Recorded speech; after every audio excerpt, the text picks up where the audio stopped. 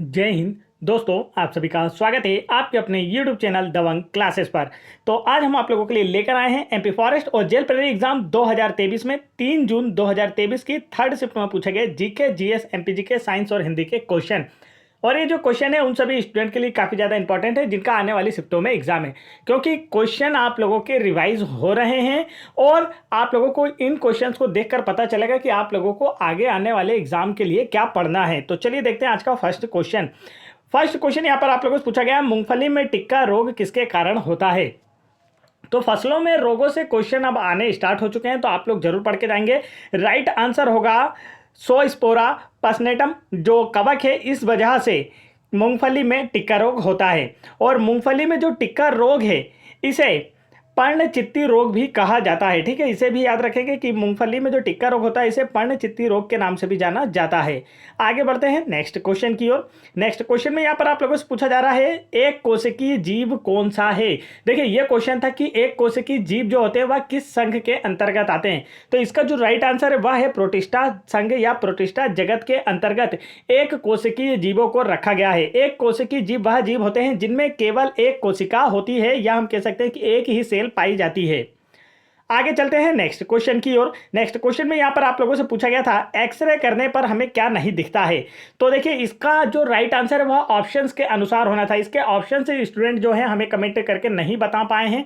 तो अगर आप लोगों का किसी का भी आज की जो थर्ड शिफ्ट है इसमें एग्जाम रहा हो और आप लोगों को इसके ऑप्शन पता हो तो आप इस नंबर पर हमें व्हाट्सअप कर भी बता सकते हैं कि इसके क्या ऑप्शन थे। साथ ही आपको जो भी क्वेश्चन याद है आप लोग इस नंबर पर व्हाट्सअप हमें कर दें, हम आप लोगों को पीडीएफ बनाकर टेलीग्राम पर दे देंगे। और नहीं तो आप लोग इसी वीडियो की कमेंट में भी आप लोग सारे के सारे क्वेश्चन टाइप कर सकते हैं, जिससे अदर स्टूडेंट का भी क्या होगा, फायदा होगा। तो देखिए यहां पर पूछा गया था कि एक्सरे करने पर क्या नहीं दिखता है। तो इसका करेक्ट आंसर सूक्ष्म हड्डी की चोट, कोमल ऊतक या चोट या फिर सूजन नहीं दिखाई देता है एक्सरे में। तो इनमें से जो भी एक ऑप्शन में रहा होगा वही आप लोगों का राइट आंसर रहा होगा। चलिए चलते हैं नेक्स्ट क्वेश्चन की ओर। नेक्स्ट क्वेश्चन में यहाँ पर आप लोगों से पूछा गया था, भूकंप की तीव्रता किससे मापी जाती है। तो इसका जो राइट आंसर है दोस्तों वह है रिक्टर स्केल से। भूकंप की तीव्रता जो है रिक्टर पैमाने पर या रिक्टर स्केल पर मापी जाती है। अक्सर एग्जाम में पूछा जाता है कि भूकंप का अध्ययन क्या कहलाता है, तो आप इसे भी याद रखेंगे, भूकंप का अध्ययन सिस्मोलॉजी कहलाता है। और नेक्स्ट ये भी पूछा जाता है कि भूकंप के दौरान आने वाली तरंगों को रिकॉर्ड करने के लिए किस यंत्र का उपयोग किया जाता है। तो आप लोगों का आंसर होगा सिस्मोग्राफ। सिस्मोग्राफ भूकंप के दौरान सतह पर आने वाली तरंगों को रिकॉर्ड करने के लिए उपयोग किया जाता है। भूकंप का अध्ययन सिस्मोलॉजी कहलाता है। आगे चलते हैं नेक्स्ट क्वेश्चन की ओर। नेक्स्ट क्वेश्चन में यहाँ पर आप लोगों से पूछा जा रहा है, ऊर्जा की एमकेएस पद्धति में मात्रक क्या है। तो ऊर्जा का मात्रक आपको बताना एमकेएस पद्धति में क्या होता है। राइट आंसर होगा जूल होता है। एमकेएस पद्धति में ऊर्जा का जो मात्रक है वह क्या होता है, जूल होता है। आगे चलते हैं नेक्स्ट क्वेश्चन की ओर। देखिए यहाँ पर ये जो साइंस के क्वेश्चन है आपके ज़्यादातर आप लोगों के एमपी पुलिस कांस्टेबल एग्जाम 2022, आबकारी एग्जाम 2023 और पटवारी एग्जाम 2023 से रिवाइज किए जा रहे हैं, वहीं से क्वेश्चन बार बार आ रहे हैं। तो यदि आप लोगों को इन एग्जाम में से किसी की भी पीडीएफ फाइल डाउनलोड करना है तो आप वीडियो के डिस्क्रिप्शन में दी गई लिंक पर क्लिक करके आसानी से सारे सब्जेक्ट की पीडीएफ फाइल डाउनलोड कर सकते हैं। साथ ही पटवारी की सभी 70 सीटों की पीडीएफ फाइल सब्जेक्ट वाइज भी आप लोग वीडियो के डिस्क्रिप्शन में दी गई लिंक पर क्लिक करके डाउनलोड कर सकते हैं। नेक्स्ट क्वेश्चन में यहाँ पर आप लोगों से पूछा गया है, डार्विन के विकासवाद से संबंधित प्रश्न पूछा गया था। ठीक है, तो आप लोगों को डार्विन के विकासवाद के बारे में बता देता हूं। तो डार्विन ने बताया था कि अनुकूल और लाभदायक विभिन्नताओं के कारण ही जीव अपने आप को वातावरण के अनुकूल सफलतापूर्वक ढालने के योग्य होता है, और यही विशेषताएं एक पीढ़ी से दूसरी पीढ़ी में स्थानांतरित होती रहती है और अनेकों विभिन्नताएं एक पीढ़ी के अंदर एकत्रित हो जाती हैं। इसे ही डार्विन ने ऑरिजिन ऑफ स्पीसीज कहा है। तो अक्सर एग्जाम में पूछा जाता है कि इस बुक के राइटर कौन है, ऑरिजिन ऑफ स्पीसीज के राइटर कौन है। तो आपका जो राइट आंसर होगा वह है डार्विन। चार्ल्स डार्विन को विकासवाद का जनक भी कहा जाता है।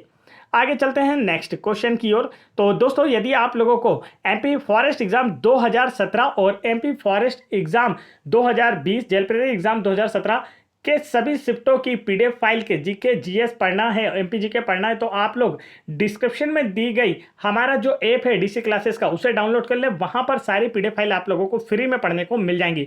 साथ ही आप लोगों के लिए यहाँ पर सारे वीडियोस हमने जो आपके लिए चलाए गए थे एमपी फॉरेस्ट और जेल प्रेरी एग्जाम के लिए प्रैक्टिस सेट, इन्हें भी हमने लाइन से आप लोगों को प्रोवाइड करा है। और पीडीएफ आप लोगों के लिए ऐड की जा रही हैं, जैसे एमपी जीके की और अदर एग्जाम की, एमपी गवर्नमेंट की। तो आपको किसी भी एग्जाम की प्रीवियस ईयर एग्जाम की पीडीएफ पढ़ना है तो आप लोग इस ऐप के थ्रू आसानी से फ्री में सारी पीडीएफ पढ़ सकते हैं। तो वीडियो के डिस्क्रिप्शन में आप लोगों को हमारे ऐप की लिंक मिल जाएगी, आप वहां से डाउनलोड करके सारी पीडीएफ पढ़ सकते हैं। नेक्स्ट क्वेश्चन में यहाँ पर पूछा गया था बैरोमीटर की खोज किसने की थी, तो राइट आंसर होगा, सॉरी, बैरोमीटर की खोज किसने की थी अगर ये पूछा जाए तो आंसर होगा टॉरेसिली। और यहाँ पर अगर पूछा जाए कि बैरोमीटर से क्या मापा जाता है तो आपका आंसर होगा वायुदाब मापा जाता है। वायुदाब मापने के लिए बैरोमीटर में पारा का उपयोग किया जाता है। बैरोमीटर के आविष्कारक जो हैं वह है टॉरेसिली। ठीक है, अक्सर एग्जाम में पूछा जाता है, इनका नाम याद रखेंगे। अक्सर एग्जाम में आप देख सकते हैं कि क्वेश्चन भी रिवाइज हो रहे हैं तो इन्हें अच्छे से याद कर लीजिए। यहाँ पर पूछा गया है एमआरआई का फुल फॉर्म क्या होता है, मेडिकल जगत की बात की जा रही है। ठीक है, तो यहाँ पर आप लोगों से पूछा जा रहा है चिकित्सा विज्ञान में एमआरआई का फुल फॉर्म क्या होता है, तो राइट आंसर होगा आपका magnetic resonance imaging scan. MRI scan का इस्तेमाल मस्तिष्क, हड्डियों, मांसपेशियों, soft tissue, chest, tumour cancer, stroke, dementia, migraine, धमनियों के ब्लॉकेज और जेनेटिक डिसऑर्डर का पता लगाने में होता है। बीमारियों की सटीक जानकारी के लिए यह जांच होती है। आगे चलते हैं नेक्स्ट क्वेश्चन की ओर। नेक्स्ट क्वेश्चन में यहाँ पर आप लोगों से पूछा गया है रस के कितने अंग होते हैं, तो इसका जो राइट आंसर है आप लोगों से कह सकते हैं कि रस कितने प्रकार के होते हैं, तो 9 प्रकार के रस होते हैं। श्रृंगार रस, हास्य रस, करुण, रौद्र, वीर, भयानक, विभत्स, अद्भुत, शांत। और 10वें रस के रूप में किसे शामिल किया गया अगर आप लोगों से पूछ लिया जाए तो आपका आंसर होगा वत्सल रस को 10वें रस का दर्जा प्रदान किया गया है। आगे चलते हैं नेक्स्ट क्वेश्चन की ओर।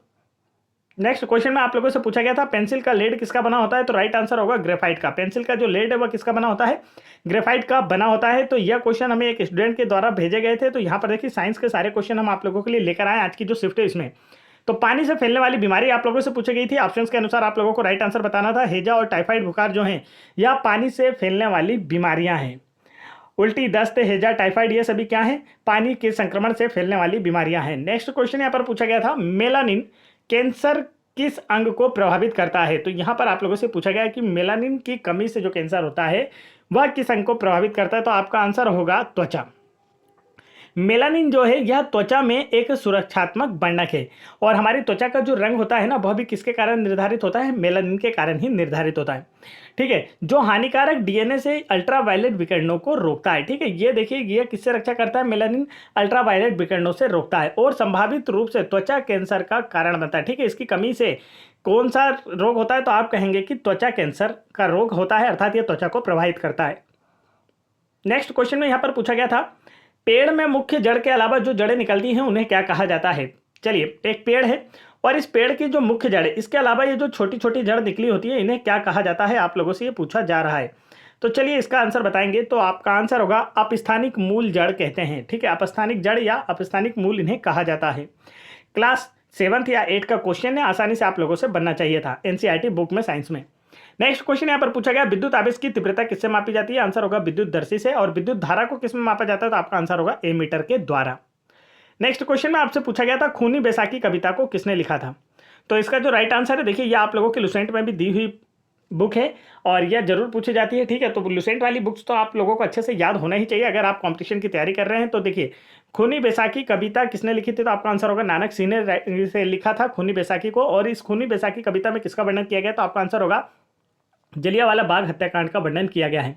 जलियांवाला बाग हत्याकांड में यहाँ पर जनरल डायर ने इस पर क्या चलाई थी, गोलियां चलवाई थी। अब यहाँ से एक क्वेश्चन बनता है कि जलियांवाला बाग हत्याकांड का डेट और सन क्या है, तो यह आप लोग हमें कमेंट करके बताएंगे, हमें भी तो पता चले आप लोग कितनी पढ़ाई कर रहे हैं। तो वीडियो पसंद आया तो वीडियो को लाइक कीजिए, साथ ही चैनल को सब्सक्राइब कर लीजिए। आप लोगों को अगर किसी भी प्रकार की समस्या है या आप लोगों की आने वाले शिफ्टों में एग्जाम है तो आप लोग सारे के सारे क्वेश्चन आपके एग्जाम में जो पूछे जाएंगे हमें कमेंट करके इस नंबर पर बता सकते हैं हमारे व्हाट्सएप पर, जिससे हम आप लोगों के लिए वीडियो लाएंगे।